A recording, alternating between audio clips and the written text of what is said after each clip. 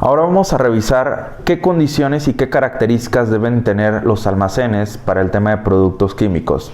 En primera instancia debe ser un área totalmente separada, no podemos estar mezclando dentro del almacén donde tenemos materias primas, material de empaque, producto terminado, productos químicos dentro de los mismos. Entonces tienen que ser un almacén totalmente independiente. En segunda instancia debe ser un almacén correctamente con señalética. También recuerda que este tipo de almacenes tiene que tener un sistema de candadeo o acceso controlado solamente para el personal autorizado para este tipo de áreas. En este tema vemos dos posibles riesgos que se pudieran presentar, desde el uso de sustancias químicas no aprobadas y también el uso de una contaminación intencionada. Es por eso que solamente el personal autorizado debe tener acceso a este tipo de áreas. Otro punto muy interesante es tener adecuadamente ventilado este tipo de almacenes. Muchas de las veces cuando este tipo de almacén está en el exterior del sitio podemos cumplir sin ningún problema con la ventilación, pero en algunos casos también tenemos almacenamiento de productos químicos peligrosos en los laboratorios de calidad, lo cual a veces pueden llegar a generar o emitir algunos vapores, lo cual es muy recomendable que se tenga una campana de extracción para evitar que se puedan generar dentro del mismo laboratorio.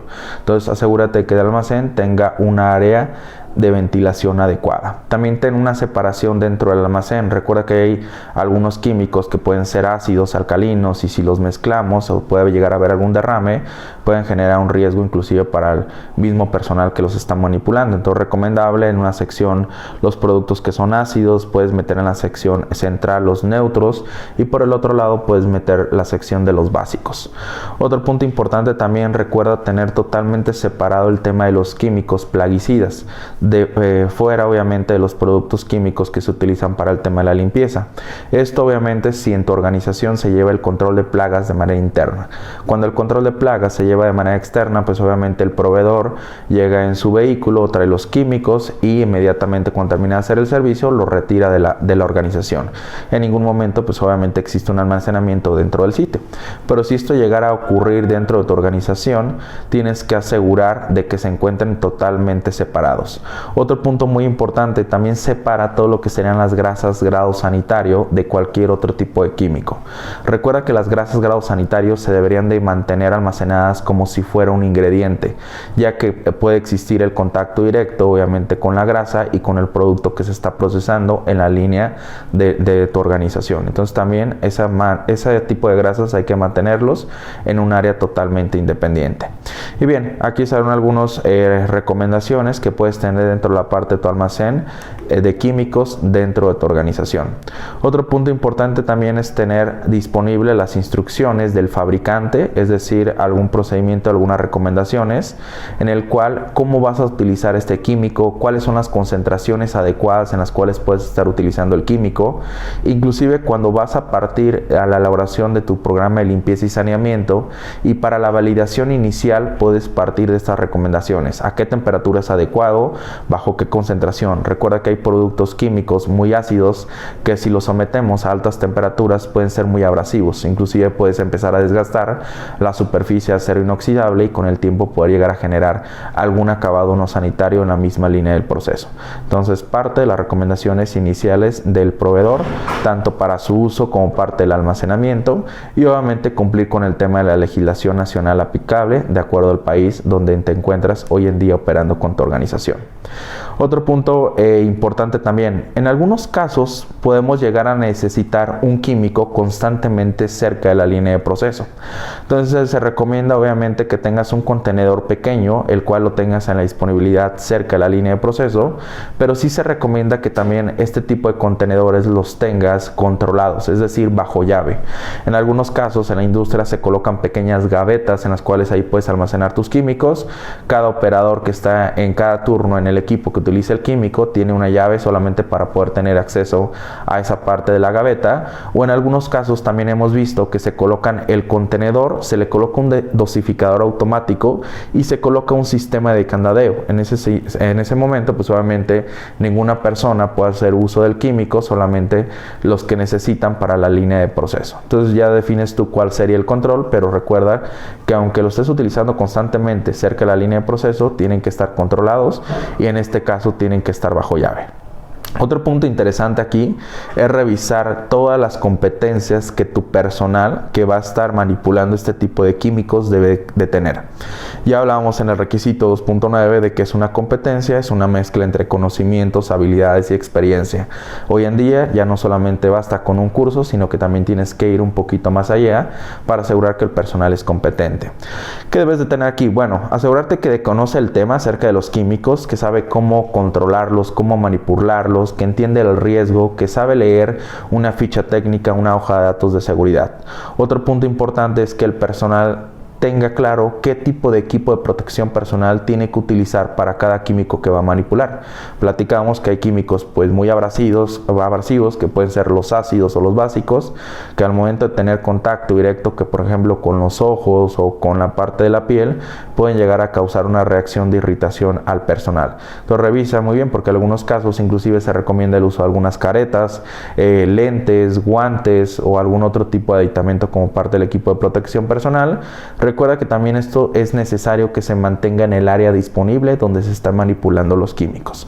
Otro punto importante, pues asegurar que el personal conoce todos estos temas que hemos platicado anteriormente, desde cómo almacenar de manera segura el producto químico, desde cómo utilizarlo, desde cómo eliminarlo y cómo realizar el tema de la limpieza, e inclusive cuando pudiera llegar a existir la parte de un derrame, que ahorita vamos a platicar también un poquito acerca de ello. Entonces asegúrate que el personal tiene todas estas competencias para poder llevar un buen manejo de los productos químicos que hoy en día estás manejando dentro de tu organización.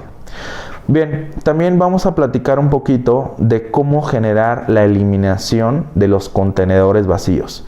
Recuerda, en primer lugar, no se pueden reutilizar los productos vacíos cuando en algún momento tuvieron productos químicos peligrosos. En algunos casos vemos mucho esta práctica, el cual tienes un contenedor que tenía una materia prima o algún insumo, y al momento de que se termina la materia prima, utiliza ese tipo de contenedores para otra práctica dentro del mismo proceso. Esto es válido, nada más asegúrate que el contenedor, en primer lugar, ya no tiene la etiqueta de identificación de la materia prima, rotúlalo de manera diferente para lo cual va a ser su uso, ¿ok? En algunos casos se llegan a romper los contenedores o los botes para generar un orificio. También asegúrate del acabado sanitario, porque a veces generan esas rebabitas de plástico duro, lo cual también pudiera ser un riesgo para la parte del proceso y el producto que estás elaborando. Entonces, cuando tu producto o tu contenedor haya o tenga en algún momento alguna sustancia química peligrosa, no se puede reutilizar. Hay que almacenar este tipo de envases vacíos de manera segura, es decir, bajo llave. Por otro lado, el retiro dentro de la organización de este tipo de envases tiene que ser por un proveedor aprobado, el cual haga una disposición adecuada, evitando generar una contaminación al medio ambiente. Tienes que tener controles en el caso de que llegara a existir algún derrame, ¿sí? En este caso, platicamos que pueden existir 3 controles: diques de contención, tarimas antiderrames o tarimas de contención para derrames y kit para poder contener un derrame. Obviamente, ¿cómo vas a poder tomar la decisión si tienes que tener un dique de contención o puedes tener una tarima para contener algún derrame? Va a depender mucho de la capacidad y la cantidad de químicos que estés almacenando dentro de tu organización. Si obviamente tienes un tanque que almacena de 5,000 a 10,000 litros de alguna sosa, de algún ácido, pues obviamente una tarima no te va a servir para absolutamente nada. Tienes que tener la construcción de un dique dentro del área de almacenamiento de esos productos químicos. Si tienes un almacenamiento a lo mejor pequeño de de 5, 10, 15 litros, en ese momento tal vez sí valdría la pena colocar algunas tarimas y tener adicionalmente disponible un kit para la contención de algún derrame. Otro punto importante aquí, también no te olvides de tener elementos de seguridad, por ejemplo el tema de la regadera y el lavaojos disponibles cerca del almacén, para que en el caso que llegara a tener contacto directo algún químico con la persona, pudiera enjuagarse de manera directa, disminuyendo la carga del químico que estuvo en contacto directo, y evitar que la reacción pudiera ser más severa. Bien, entonces hasta aquí comenzamos o estuvimos platicando de todo lo que eran los almacenamientos, prácticas generales desde la rotación de existencias, platicábamos almacenamiento a temperatura de refrigeración, condiciones de temperatura ambiente, y por el otro lado todo el tema de sustancias químicas peligrosas. Ahora vamos a hablar de algunas prácticas importantes para todo lo que sería el tema del transporte, carga y descarga. Aquí en este caso pues obviamente nos aplica ambas partes. Cuando llega la materia prima hacemos una descarga y cuando estamos haciendo el suministro, el despacho del producto terminado, hay una carga, ¿no? ¿Qué es lo que tenemos que tener en cuenta aquí? Pues en primer lugar ver cuáles serían esas condiciones adecuadas para prevenir una contaminación cruzada, y esto lo involucramos desde lo que es el tema del transporte que vamos a utilizar para poder realizar el envío o la descarga de la materia prima que está suministrándose hacia la parte de la organización. Recuerda que los vehículos deben estar limpios, deben estar en buen estado, es decir, íntegros, no deben presentar claros de luz en el techo, en las paredes, en las puertas.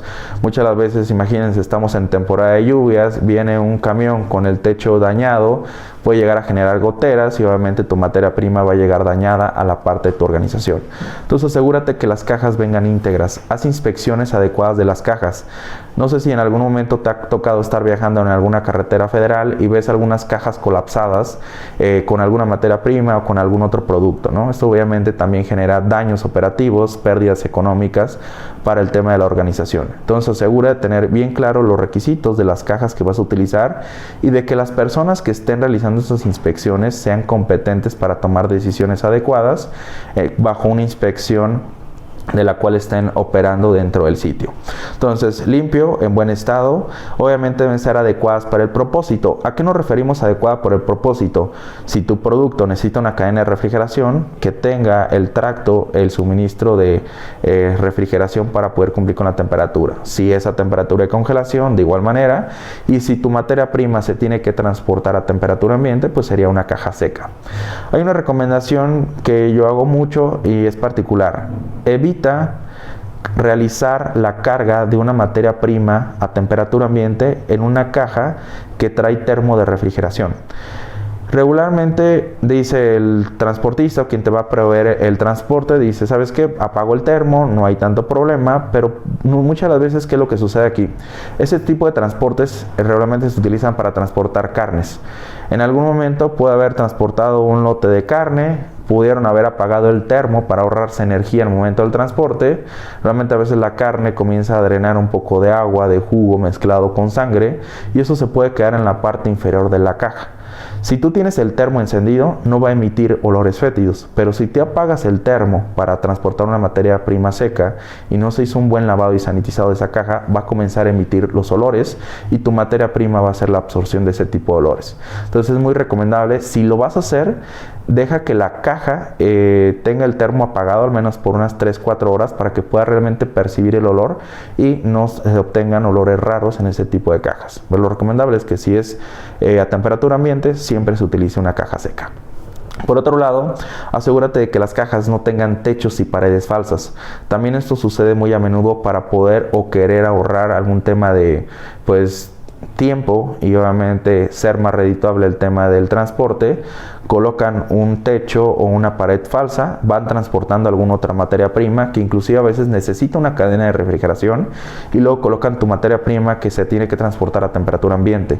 También existe un riesgo en esa parte de ese tipo de transportes, tanto para la calidad como la inocuidad. Entonces revisa muy bien este tipo de situaciones en las cajas de transporte. Otro tipo de situaciones que hay que revisar muy bien es que la caja siempre también se encuentre libre de plagas, que tenga su certificado de fumigación. Se recomienda mucho que el certificado de fumigación sea válido al menos por un mes, porque es el tiempo de residualidad muchas de las veces de los plaguicidas, en el cual puede seguir teniendo un efecto hacia cualquier tipo de plaga. Entonces, al momento de realizar cualquier carga o descarga, asegúrate de hacer este tipo de inspecciones en este tipo de vehículos. Otro punto importante, y lo enlazado mucho al tema de la competencia, nos ha tocado ver en algunas situaciones en las que estamos realizando una auditoría, hay una caja enrampada que ya está lista para ser cargada por parte del producto terminado. La caja ya se inspeccionó, ya se liberó. Pides el checklist y en el checklist te lo marcan que todo está bien, todo está ok. Vas a inspeccionar la caja, está sucia, el certificado de plagas está vencido, tiene claros de luz, inclusive a veces las cajas tienen un sistema de iluminación en la parte del techo, los focos están dañados, están quebrados, hay astillas de vidrio y obviamente todo esto es un riesgo para la parte de la inocuidad del producto. Cuando llegue con tu cliente obviamente también puede haber una pérdida económica, ¿no? Te puede rechazar el transporte por esas condiciones en las cuales se envió el vehículo en el cual estás transportando tu materia prima. Entonces cuida muy bien la competencia de la gente, enlazando estos conceptos que se tienen que estar revisando al momento del transporte. Otro punto interesante aquí son los sellos de seguridad. Recuerda que los sellos de seguridad o los márchamos, como muchas veces los conocemos, nos ayudan a controlar el tema de una adulteración intencionada. Cada que coloques un sello de seguridad en la parte de tu transporte, asegúrate de que el sello está íntegro y de que corresponde la numeración física con lo documentado en la parte de tu carta aporte o la factura que le va a llegar a tu cliente. Y es el mismo requisito que tienes que asegurar cuando llega un transporte de materias primas. Antes de cualquier cosa y antes de abrir y descargar la caja, tienes que revisar la integridad del sello y que se encuentre el número físico con lo que está documentado en la carta aporte o la factura, como lo vuelvo a repetir, y en ese momento que verificas que si es el mismo código, puedes comenzar a abrir la caja que acaba de llegar a tus instalaciones. Otro punto también aquí importante que hay que revisar: asegúrate que las rampas de carga y descarga se encuentran protegidas para prevenir un tema de contaminación cruzada. ¿A qué nos referimos con este punto? Cuando el producto necesita cadena de refrigeración o congelación, tiene que tener una temperatura adecuada las rampas. Asegúrate de que los colchones también se encuentren íntegros para que no exista una pérdida de temperatura, y por el otro lado que no pueda ingresar suciedad o plagas a las áreas de carga o descarga que tienes dentro de tus instalaciones. Entonces revisa muy bien estas condiciones para que puedas prevenir ahí un riesgo de contaminación cruzada. Cuando la materia prima necesita refrigeración o congelación, antes de realizar la carga, la caja ya tiene que tener la temperatura a la cual necesitas enviar tu producto, para evitar que exista una pérdida en la cadena de frío o en la cadena de congelación dentro de la parte del sistema de transporte. Hoy en día todos los sistemas o todas las cajas que requieren que el producto se cumpla la cadena de refrigeración o congelación tienen un termograficador, el cual está monitoreando la temperatura durante todo el trayecto, y esto obviamente es un concepto también de verificación. Llega la caja o llega el transporte, si en algún momento se rompió la cadena de refrigeración, que lo vamos a ver en la gráfica, se tendría que hacer el rechazo de este tipo de productos que están llegando a la parte de las instalaciones. Entonces revisa muy bien este tipo de dispositivos. Algunos vienen físicamente en el transporte y algunos descargas una USB, la metes a tu equipo de cómputo y puedes ver la gráfica de cómo se estuvo comportando la temperatura durante toda la parte del trayecto.